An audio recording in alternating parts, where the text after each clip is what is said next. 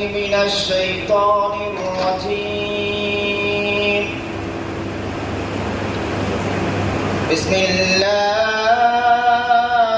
الرحمن الرحيم. تبارك الذي جعل في السماء بروجا وجعل فيها سراجا وقمرا منيرا وهو الذي جعل الليل والنهار خلفة لمن أراد أن يذكر أو أراد شكورا. وعباد الرحمن الذين يمشون على الأرض هونا وإذا خاطبهم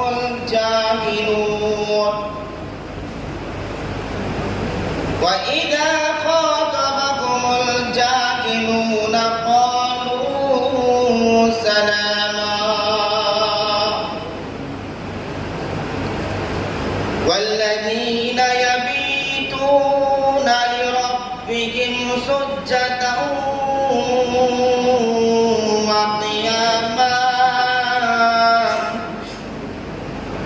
والذين يقولون ربنا اصرف عنا عذاب جهنم إن عذابها كان غراما. صدق الله العظيم. الحمد لله كفى والسلام على عباده الذين اصطفى أما بعد. فقد قال الله تبارك وتعالى في كلامه المجيد والفرقانه الحميد: أعوذ بالله من الشيطان الرجيم. بسم الله الرحمن الرحيم. وما أرسلناك إلا رحمة للعالمين. وقال النبي صلى الله عليه وسلم: إن خياركم أحاسنكم أخلاقا، أو كما قال عليه الصلاة والتسليم।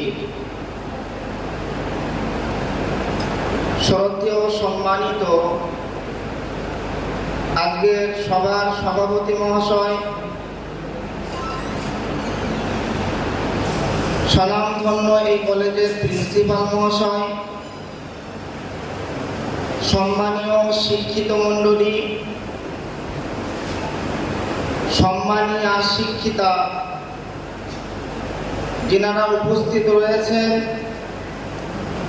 এবং এই কলেজের সম্মানীয় স্টাফ সমূহ ও সুপ্রিয় অতিথিবৃন্দ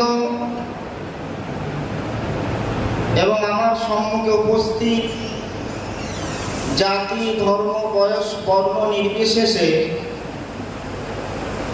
স্নেহের ও শ্রদ্ধার ছাত্রছাত্রী ভাই বোনেরা, সকলকে শ্রেণীগতভাবে জানাই সালাম, ভক্তি, শুভেচ্ছা, ভালোবাসা, প্রেম, প্রীতি, সাধুবাদ।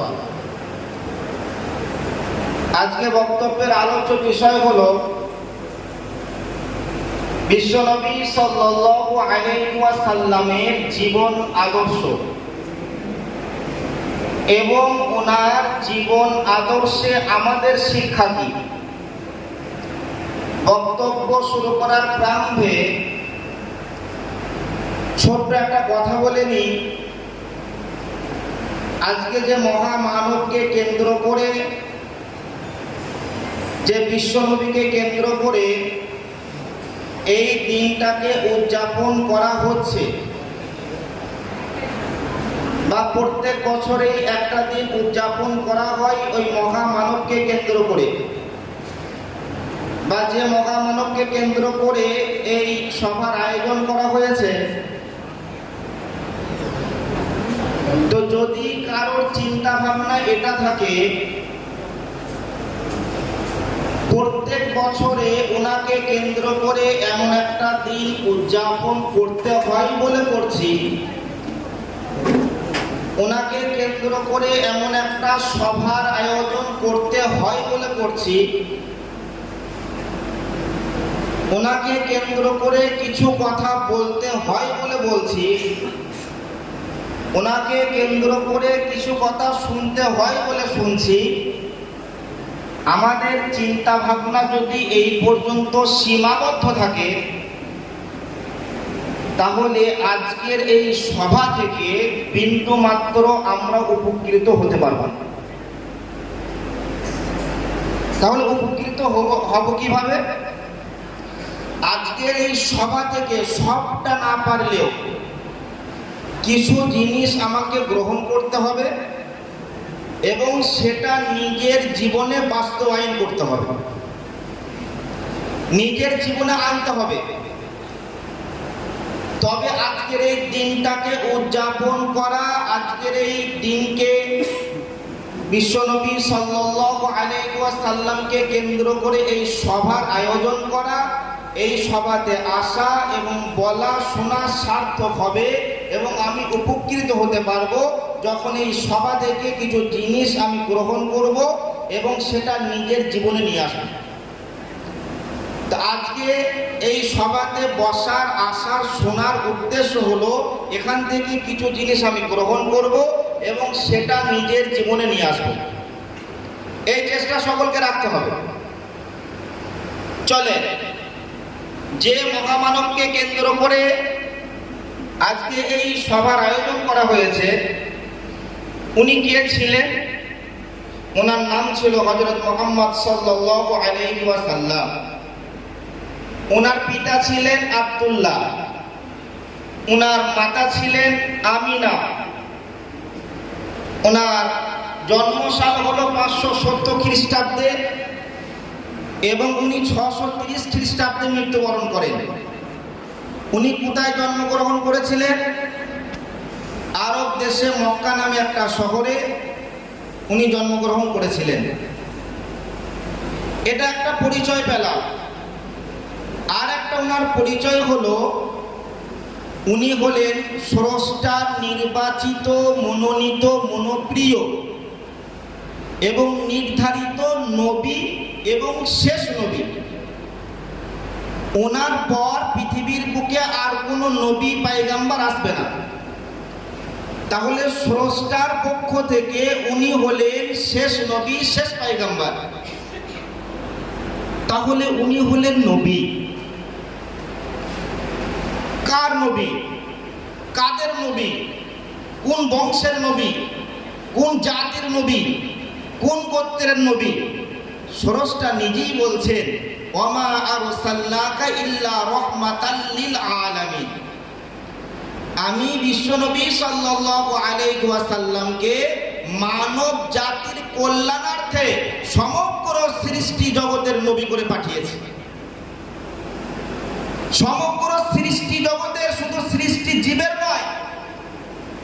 সৃষ্টি জগৎ বলতে আমরা যে জগতে বসবাস করছি, এই জগতের ভেতরে অনেক সৃষ্টিজীব আছে এবং অন্য জগৎ যেগুলো আছে সমগ্র জগতের ওনাকে নবী করে পাঠানো হয়েছে।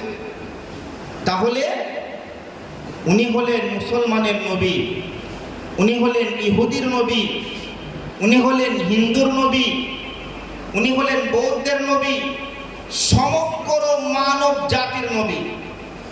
এখন কোন মুসলমান যদি এই দাবি করে বিশ্ব নবী তো আমাদের নবী, দাবিটা করা ঠিক হবে না, ভুল হবে। কেননা তাহলে ওনার পরিচয় কি জানলাম? উনি হলেন সমগ্র মানব জাতির নবী। আর ওনাকে পাঠানো হয়েছে কেন? মানুষের কল্যাণার্থে, মানুষকে কল্যাণকামী করার জন্য। আমরা শুনেছি বা আমাদের জানা আছে উনি ধর্ম প্রচার প্রসার করতেন, ইসলাম ধর্ম। কিন্তু এমন কোনো ইতিহাস পাওয়া যাবে না, এমন কোনো ঘটনা শুনতে পাওয়া যায় না যে উনি কোনো মানুষকে জোর করে নিজের ধর্মে আসার কথা বলেছেন। এমন কোনো ইতিহাস, এমন কোনো ঘটনা নেই। বর্তমানে 2024 সালে ওনার অনুসারীগণ অর্থাৎ মুসলমান ভারতবর্ষে অন্যান্য দেশে অনেক রয়েছেন। এখনো পর্যন্ত কোনো মুসলমান অন্য ধর্মের মানুষকে জোর করে নিজের ধর্মে আসার কথা বলে না। ইসলামের শিক্ষা দেয় না, এটা ইসলামের কালচার নয়, এটা ইসলামের নীতি নয়। আর আমি আমার ক্ষুদ্র জ্ঞানে যেটা বুঝতে পেরেছি, শুধু ইসলাম ধর্ম নয়, প্রত্যেকটা ধর্মই এই শিক্ষা কখনোই দিতে পারে না যে অন্য ধর্মের মানুষকে জোর করে নিজের ধর্মে করে না। কোনো ধর্মের শিক্ষা দেয় না। তো ইসলামও এই শিক্ষা দেয় না যে অন্য ধর্মের মানুষ জোর করে নিজের ধর্মে করে না। তাহলে মানুষ ইসলাম ধর্ম গ্রহণ করতো কিভাবে, কেন করলো, কিসের কারণে করলো? বিশ্বনবী সাল্লাল্লাহু আলাইহি ওয়াসাল্লামের উত্তম চরিত্র, উত্তম আখলাক, উত্তম আদর্শে মানুষ আদর্শিত হয়ে, মনোমুগ্ধ হয়ে, খুশি হয়ে, আনন্দ চিত্তে স্বইচ্ছায় ইসলামকে গ্রহণ করেছে।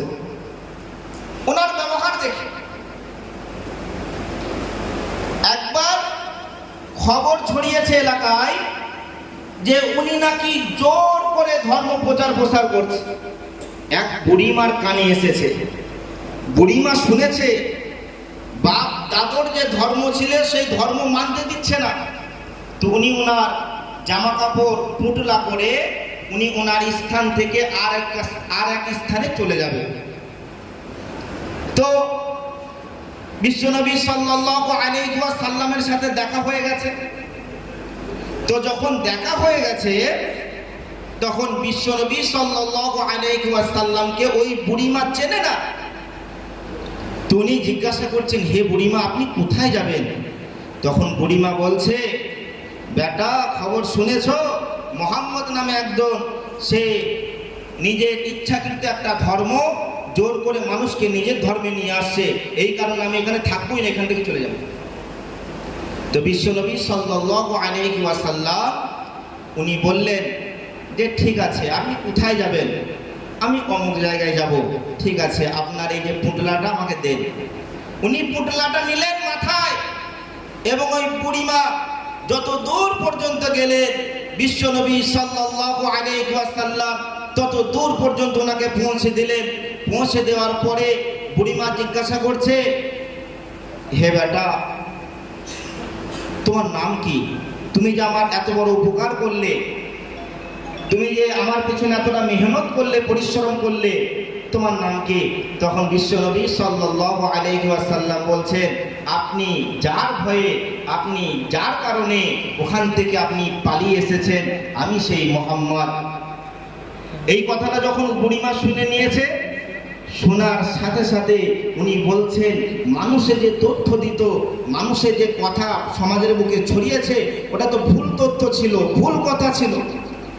তো উনি নবীজির ওই আদর্শ দেখে, নবীজির ওই ব্যবহার দেখে, নবীজির ওই চরিত্র দেখে উনি ইসলামকে গ্রহণ করে নিয়েছিলেন। তো এইভাবে হাজারো ঘটনা আছে। তো আমরা এখান থেকে কি বুঝতে পারলাম? যে বিশ্বনবী সাল্লাল্লাহু আলাইহি ওয়াসাল্লাম কখনো কোনো মানুষকে জোর করে নিজের ধর্মে নিয়ে আসেননি। ওনাকে কেন পাঠানো হলো? ওমা আরসালনাকা ইল্লা রাহমাতাল লিল আলামিন।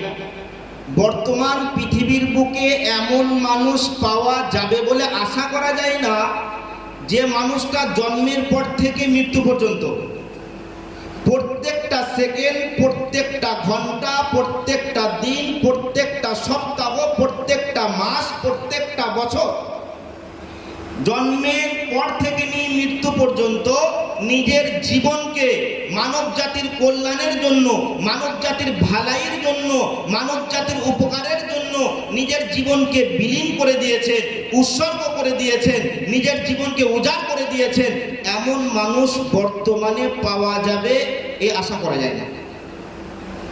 কিন্তু যে মহামানবকে কেন্দ্র করে আজকের এই সভা করা হয়েছে, ওই মহামানব জন্মের পর থেকে নিয়ে মৃত্যু পর্যন্ত, জন্মের পর থেকে নিয়ে মৃত্যু পর্যন্ত 63টা বছর মানুষের ভালায়ার্থে, নিজের জীবনকে মানুষের কল্যাণার্থে, মানুষকে কল্যাণকামী করার জন্য, মানুষের উপকার করার জন্য নিজের জীবনকে বিলীন করে দিয়েছেন, নিজের জীবনকে উৎসর্গ করে দিয়েছেন এই মহামানব। উনি যখন মানুষের সাথে কথা বলতেন, উনি কেমন জ্ঞানী মানুষ ছিলেন, বিচক্ষণ মানুষ ছিলেন। উনি যখন মানুষের সাথে কথা বলতেন, কোন মানুষ ডেকেছে ইয়া রাসূলুল্লাহ, তো উনি এভাবে কথা বলতেন না, উনি সম্পূর্ণভাবে ঘুরে যেতেন, নিজের সেনাটাও ঘুরিয়ে দিতেন, ফেস টু ফেস এবং সিনা টু সিনা। কেন? যখন আপনি কোনো মানুষের সাথে কথা বলবেন আর মানুষটা আপনাকে কথা বলছে আর আপনি মোবাইল টিপছেন, মানুষটা আপনার সাথে কথা বলছে আপনি লিখছেন, মানুষটা আপনার সাথে কথা বলছে আপনি খাচ্ছেন, মানুষটা আপনার সাথে কথা বলছে আপনার ধ্যান অন্যদিকে, তো মানুষটা আপনার জন্য কি ধারণা করবে? যে আমার কথাটা অতটা মনোযোগ সহকারে শুনছে না, আমার কথার প্রতি ওই মানুষের ধ্যান নাই। কিন্তু বিশ্বনবী সাল্লাল্লাহু আলাইহি ওয়াসাল্লাম যখন কথা বলতেন, নিজের মুখটাকেও ঘুরিয়ে দিতেন, নিজের সেনাটাকেও ঘুরিয়ে দিতেন, ফেস টু ফেস, সেনা টু সেনা।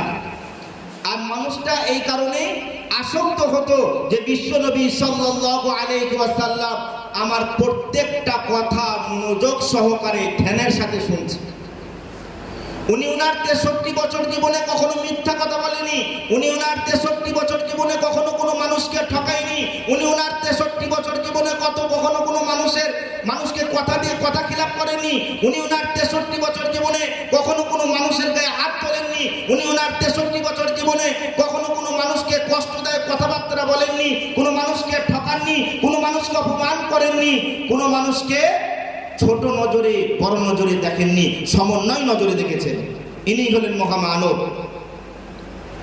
উনি শিক্ষক হিসাবে ছিলেন আদর্শিত, আদর্শবান, সর্বশ্রেষ্ঠ, নেতা হিসাবে ছিলেন সর্বশ্রেষ্ঠ, গুরু হিসাবে ছিলেন সর্বশ্রেষ্ঠ, পিতা হিসাবে ছিলেন সর্বশ্রেষ্ঠ, সন্তান হিসাবে ছিলেন সর্বশ্রেষ্ঠ, স্বামী হিসাবে ছিলেন সর্বশ্রেষ্ঠ, ভাই হিসাবে ছিলেন সর্বশ্রেষ্ঠ এবং দাদু হিসাবেও ছিলেন সর্বশ্রেষ্ঠ। উনি শুধু মুসলমানদের নিয়ে চিন্তা ভাবনা করতেন, জি না, উনার চিন্তা ভাবনা শুধু মুসলমান ছিল না, উনার চিন্তা ভাবনা শুধু পরিবার পরিজন ছিল না, উনার চিন্তা ভাবনা শুধু আহাল পরিবার ছিল না, উনার চিন্তা ভাবনা শুধু সমাজ ছিল না, উনার চিন্তা ভাবনা সমগ্র মানব জাতি কি করে কল্যাণকামী হয়ে যাবে, কি করে কল্যাণের দিকে চলে আসবে, এই চিন্তা ভাবনা উনার মধ্যে ছিল। উনি যখন দুনিয়ার বুকে আসলেন, এমন একটা পরিস্থিতি, চারিদিকের এমন একটা ভয়াবহ অবস্থা, জাহিলিয়াতের জামানা চলছে, মানুষ মানুষকে সম্মান করে না, মানুষ মানুষকে দাম দেয় না, একটা মানুষ আর একটা মানুষকে প্রকাশভাবে খুন করে দিচ্ছে, নারী জাতির কোনো সম্মান নাই, কন্যা সন্তান জন্ম নিলে আতুর ঘরেই তাকে পুঁতে দেওয়া হয়েছে, এমন একটা জাহিলিয়াতের জামানা চলছে, এমন একটা বর্বরতার জামানা চলছে, এমন একটা অশিক্ষিতর জামানা চলছে, মানুষগুলো পশুর নাই নিজের জীবনকে অতিবাহিত করছে, এমন একটা বর্বরতার জামানা চলছে, মানুষ প্রকাশভাবে মদ পান করছে, মাতলামি করছে, মানুষের কোনো সম্মান নাই। বিশ্বনবী সাল্লাল্লাহু আলাইহি ওয়াসাল্লাম উনি পৃথিবীর বুকে আসলেন, মানুষকে বুঝালেন, উনি এমন একটা পরশ পাথর ছিলেন, উনি এমন একটা পরশ পাথর ছিলেন, একজন মাতাল, মদ্যপানকারী মাতাল, যে নেশায় আসক্ত হয়ে পড়ে থাকে, সেরকম মাতাল যখন উনার সংস্পর্শে এসেছে, উনি চরিত্রহীন থেকে চরিত্রবান বেড়ে গেছেন। একটা ডাকাত যে ডাকাতি করে, যখনই উনার সংস্পর্শে এসেছেন, উনি এমন পরশ পাথর ছিলেন, চরিত্রহীন থেকে চরিত্রবান বেড়ে গেছেন। একজন লুটেরা যে লুট করে, যে সমাজের বুকে লুট করে, কিন্তু উনার সংস্পর্শে যখন এসেছেন, উনি এমন পরশ পাথর ছিলেন, ওই লুটেরাও চরিত্রহীন থেকে চরিত্রবান বেড়ে গেছেন। ইনি হলেন মহামানব। এবং আর একটা ছোট্ট জিনিস বলে আমি আমার বক্তব্য শেষ করব, যে মানুষ যত বড় হয় তার উক্তিগুলো তত দামি, ঠিক না ভুল বলেন? এই এলাকার মেম্বার সাহেব যদি কোনো ঘোষণা করে যতটা গ্রহণযোগ্য হবে, কার্যকারী হবে, তার থেকে প্রধান যদি ঘোষণা করে তার ঘোষণাটার কার্যকারী বেশি হবে, কেননা সে আপার লেভেল আছে তার থেকে। প্রধান যদি কোনো ঘোষণা করে, এই প্রধানের ঘোষণা যতটা কার্যকারী হবে তার থেকে যদি একটা এমএলএ ঘোষণা করে তার ঘোষণাটা কার্যকারী বেশি হবে, কেন? এই প্রধানের থেকে ওই এমএলএটা আপার লেভেলে আছে। তো মানুষ যত বড় হবে, তার লেভেল যত বড় হবে, তার ঘোষণা, তার উক্তি তত বড় হবে, তত কার্যকারী হবে। তো বিশ্বনবী সাল্লাল্লাহু আলাইহি ওয়াসাল্লামকে, বিশ্বনবী সাল্লাল্লাহু আলাইহি ওয়াসাল্লাম মানুষকে মানুষ হয়ে চলার জন্য, আদর্শবান মানুষ হয়ে চলার জন্য বিশ্বনবী সাল্লাল্লাহু আলাইহি ওয়াসাল্লাম অনেক উক্তি করে গেছে, অনেক নসিহত করে গেছে, অনেক নসিহত করে গেছে। ইন্না খিয়ারাকুম মাহাসিনুকুম আখলাকা সাবাতুন ইউজিল্লুকুমুল্লাহু ফি জিল্লিহি ইয়াওমা ইল্লা ইল্লা জিল্লুহু আল ইমামুল আদিল। বিশ্বনবী সাল্লাল্লাহু আলাইহি ওয়াসাল্লাম বলছে, যে জন্মদাত্রী তোমাকে পেটে ধরেছিল গর্ভধারিণী মা, ওই মাকে কখনো কষ্ট দিও না, তোমার আব্বাকে কখনো কষ্ট দিও না। ওটা আদর্শের পরিচয় নয়। তুমি শিক্ষিত হতে পারো, তোমার টাকা পয়সা থাকতে পারে, তোমার শরীরে ক্ষমতা থাকতে পারে, কিন্তু তুমি তোমার আব্বাকে, তুমি তোমার মাকে যদি কষ্ট দাও, তুমি শিক্ষিত হলেও তোমার মধ্যে বিন্দু মাত্র আদর্শ নাই, বিন্দু মাত্র মানবতা নাই। ঠিক ওই রকম তুমি তোমার ভাইয়ের সাথে বেইনসাফি করো না, তুমি তোমার ভাইকে কষ্ট দিও না। তোমার ভাইয়ের যে হক রয়েছে হককে আদায় করো, তোমার প্রতিবেশীর যে হক রয়েছে হককে আদায় করো, তোমার আত্মীয় স্বজনের যে হক রয়েছে হককে আদায় করো। এবং সমাজের বুকে লা ইয়াশকুরুল্লাহ মান লা ইয়াশকুরুন নাস, যার দ্বারাই তুমি উপকৃত হয়েছো, যার দ্বারাই তুমি উপকার পেয়েছো, তার তুমি শুকরিয়া আদায় করো, তার সম্মান দাও, তাকে দাম দাও। তুমি মনে করছো আমার আজকে টাকা পয়সা আছে, আমার সামনে খাবারের প্লেট চলে আসছে, কিন্তু একবার ভাবো যে চাষির কারণে তোমার সামনে খাবারটা এসেছে, যে শ্রমিকের কারণে তোমার সামনে খাবারটা, যে কৃষকের কারণে তোমার সামনে তুমি খাবারটা পেয়েছো, ওই কৃষকের শুকরিয়া আদায় করো, কৃতজ্ঞতা আদায় করো। ঠিক ওই রকম তুমি তোমার বাড়ি থেকে কলেজে আসবে, যে টোটোর মাধ্যমে তুমি আসলে, যে রিক্সার মাধ্যমে তুমি আসলে, যে বাসের মাধ্যমে তুমি আসলে, তাহলে তোমাকে হেঁটে আসতে হতো, ওর তুমি কৃতজ্ঞতা আদায় করো। বিশ্বনবী সাল্লাল্লাহু আলাইহি ওয়াসাল্লাম বলছে, আদর্শ হয়ে বেঁচে থাকার জন্য তোমার করণীয় হলো কোনো মানুষকে তুমি ঠকিও না। আদর্শ হয়ে বেঁচে থাকার জন্য তোমার করণীয় হলো, তুমি যে মুচির দ্বারাতে জুতো সেলাই করো, তুমি যে মেথরের দ্বারাতে তোমার ঘরকে পরিষ্কার করে নাও, তাদেরকেও তুমি সম্মান দাও, দাম দাও, তাদেরও সম্মান আছে, ইজ্জত আছে।